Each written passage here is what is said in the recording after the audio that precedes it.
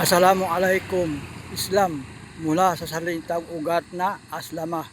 Sinabi sa banal na Quran, walahu aslama man fis samawati wal ard tawan wa karhan, at nasa kanya sa Allah sumusuko, nagpapasakop at tumatalima ng ganap ang lahat ng mga nasa kalangitan at kalupaan, malaya man at hindi.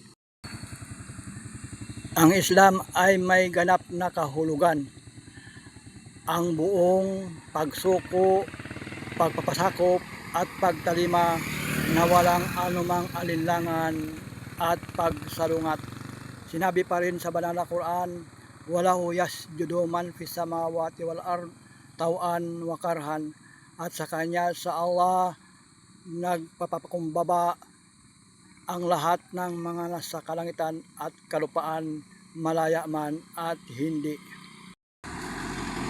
Muslim ay katawagan sa mga nilikhang ganap na sumasakatuparan sa Islam, at isa na dito ay ang tao.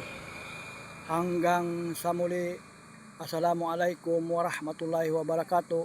Sumainyo ang kapayapaan at biyaya ng Allah at ang kanyang pagpapala.